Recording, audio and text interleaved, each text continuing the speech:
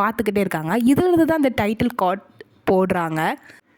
இங்கே வெக்னா 12 குழந்தைகளையும் ரவுண்டு கட்டி உட்கார வச்சு அம்புலி மாமா கதை சொல்கிற மாதிரி அந்த காட்டுக்குள்ளே யாரும் போகாதீங்க, அந்த காட்டுக்குள்ளே மான்ஸ்டர் இருக்குது, அது மட்டும் இல்லாமல் நீங்கள் வாழ்ந்துட்டு இருந்த உலகம் வந்து ரொம்ப மோசமாக அழிய போகுது, அதை காப்பாற்ற நம்ம 12 பேரால் தான் முடியும், எக்கு தப்பி கூட அந்த காட்டுக்குள்ளே போயிடாது அப்படின்னு சொல்லிட்டு பேசிகிட்டு இருக்க சமயத்தில் எல்லாருமே அந்த குழந்தைங்க வெக்னாவை நம்புகிறாங்க, எக்ஸப்ட் ஹாலி அண்ட் டெரிக். இவங்க 2 பேருக்குமே எது உண்மைன்னு தெரியும். அப்படி நம்ம அப்சைட் டவுன் சைடில் போனோன்னா ஸ்டீவ் டீம் வந்து இங்கே எங்கே போகிறேன்னு தெரியாமல் தான் போய்கிட்டு இருக்காங்க. அப்போ தான் டஸ்டினுக்கு ஒரு தியரி ஞாபகம் வருது. இந்த வால் கிரியேட் ஆகுது கண்டிப்பாக ஒரு பெரிய ஹை பவர் வந்திருக்கணும், அந்த ஹை பவர் கண்டிப்பாக இந்த ஹாக்கின்ஸ் லேபில் தான் இருக்கும், அந்த பவர் ஜென்ரேட்டர் நம்ம அழிச்சிட்டோம்னா நம்ம இந்த வாலையும் பிரேக் பண்ணிடலாம், ஹாலியும் கூட்டிகிட்டு வீட்டுக்கு போயிடலாம் அப்படின்னு சொல்லிட்டு அவரோட தியரி அவர் முன்வைக்கவும் ஸ்டீவ் வந்து அதுக்கு அரசல் போசலாக தான் பேசுகிறாரு. ஏன்னா 2 பேருமே ரொம்ப சண்டை போட்டுட்டு தான் இருக்காங்க வர்ற எபிசோட்ஸ்லாம்.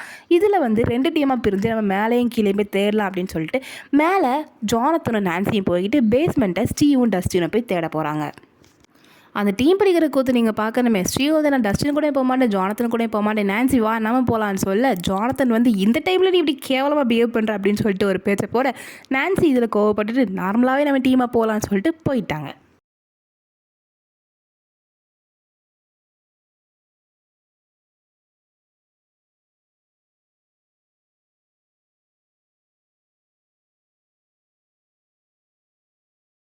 அம்புலி மாமா கதை